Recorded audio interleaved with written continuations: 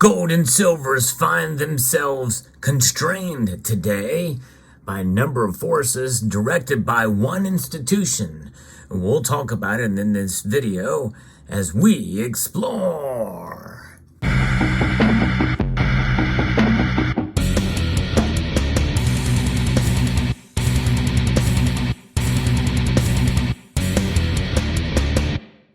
In your market report for today, the Federal Reserve has acted and the chair of the Federal Reserve has spoken. And indeed, this is causing a little bit of movement in the precious metal prices. In fact, all of the metals are down, save for silver, and it's barely hanging on. I'll explain why silver is moving somewhat in an opposite direction of gold today in this video as well. If you enjoy videos where I talk about the markets, gold and silver, and how their price is affected in these reports, I hope you will consider pressing that thumbs up button and subscribing to the channel.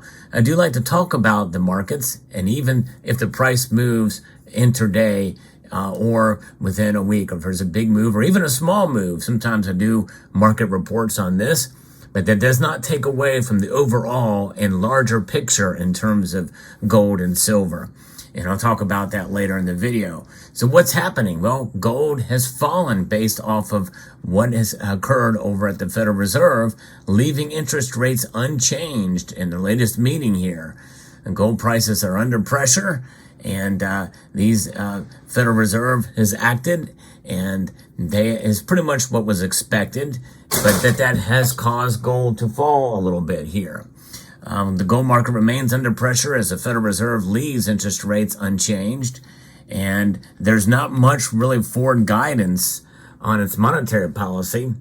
Some still think we may see a rate hike this year, but nonetheless, this kind of move and uncertainty with the Fed, well, there's somewhat of certainty there as kind of boxed in gold and silver. Such as you see here, I don't have a box. I'm just use cars to kind of box it in there. It's a little bit more attractive to look at than putting your gold and silver in a plain old box, right?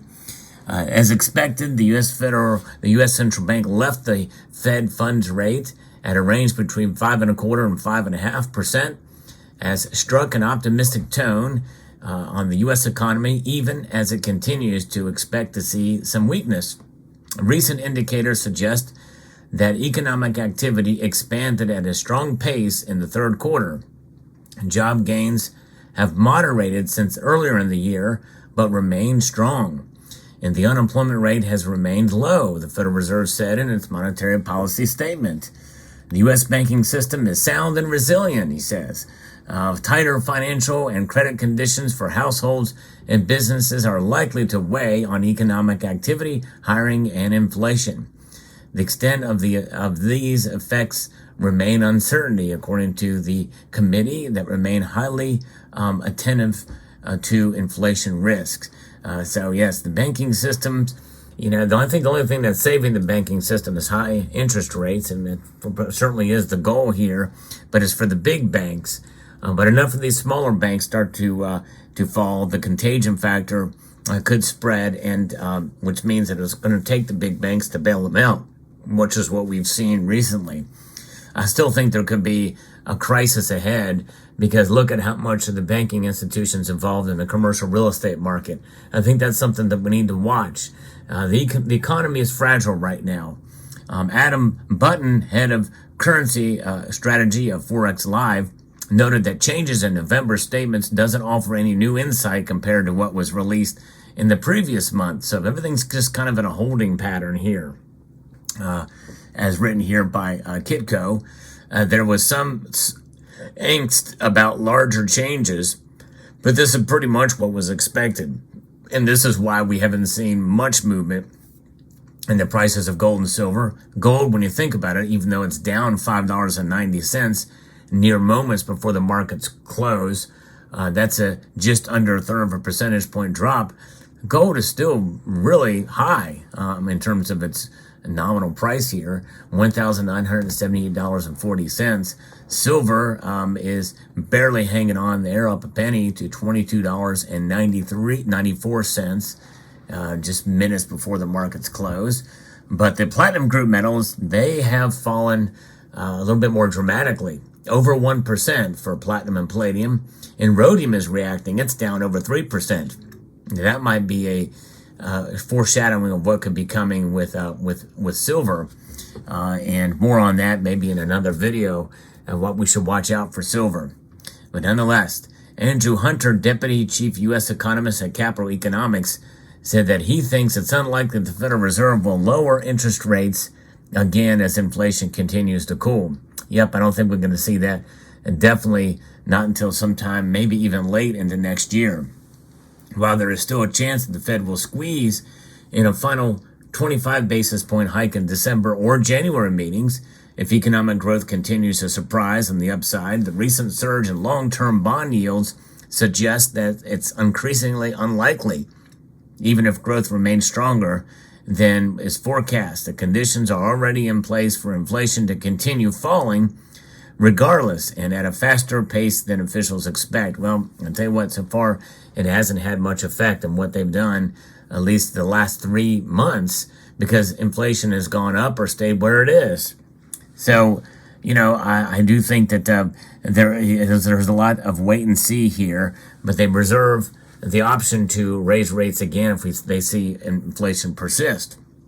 Now, according to this Andrew Hunter, he expects the Federal Reserve to cut interest rates in the first half of next year.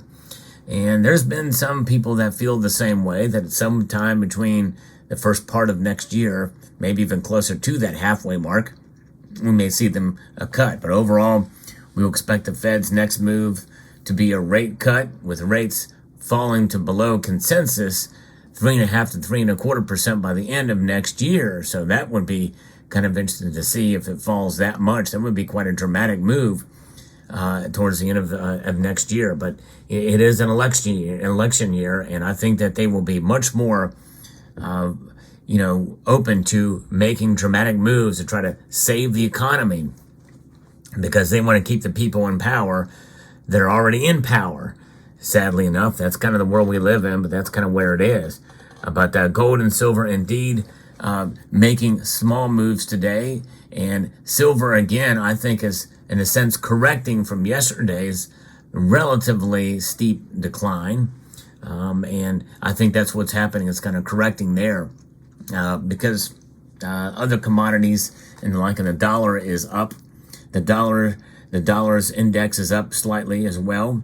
And but other commodities essentially are, copper's down slightly, nickel is up a little bit here, and aluminum is up. So it's a mixed bag with some of the commodities, as lead and zinc are also down. Crude oil is also down 16 cents per barrel to $80.86. So those are the things to look at. But when you think about what they are saying they're going to do, is kind of leave things unchanged. The Dow Jones Industrial and the NASDAQ are both up over 200 points each. The S&P is up over 40 points. And so we're kind of just settling in. Nothing much really new or unexpected from the Fed. Everything in the Middle East is kind of just at a status quo. Actions are being taken, but expected actions. So no real surprises there, even though there's still a lot of geopolitical uncertainty. We're kind of baking in some of this in the markets. And it's expecting that likely, that when we won't see the conflict widen. Maybe there's just a lot of saber rattling from nations like Turkey and Iran, although Iran certainly has been using its proxies to continue to attack U.S. troops and to fund and some of these attacks by these groups into Israel. So we'll see how that plays out. But nonetheless, overall, these kind of actions and movements in the price may discourage some of you. It's like, people think, well, it should be a lot more than what it is now. But think about kind of where we were, especially with gold. Gold is a metal that has done very, very well, I think, in terms of its price action, even though it still has a lot of room to move in order to capture its all-time high. But you think about where gold was with its all-time high and where silver was with its all-time high, were all anomalies. All of them were anomalies of some sort. So in the end, it's about the average, and the average for the price that you pay When you buy it, that's the price that matters, is the price that you pay and the price that you sell it for if you need or have to sell. So keep that in mind when you're stacking your gold and silver, and understand that, in a sense, even though I do like to do these reports to give a better understanding of the markets and how the price moves at any particular point in time, in the end, it's noise. It really is noise. We just keep on stacking, we keep moving ahead. But part of what this channel is news regarding precious metals. So that's what I like to do. So I hope you found this video informative and insightful. And as a bonus, as an extra bonus here, I'm going to see if I can get this very soft and cuddly kitty to come into camera here for a brief moment in time. A little fur action. A little difficult to get a good view of this creature, but the creature is indeed here and is alive. This is the tail. There's a tail. There it is. All right, very good. Use the tail to kind of wipe away this gold. So there you have it. Very soft and cuddly kitty. All right. Well, I hope you enjoyed this video. I'd like to extend a multitude of gratitude to each and every one of you for watching, and encourage you to please rate, share, and pause for station identification.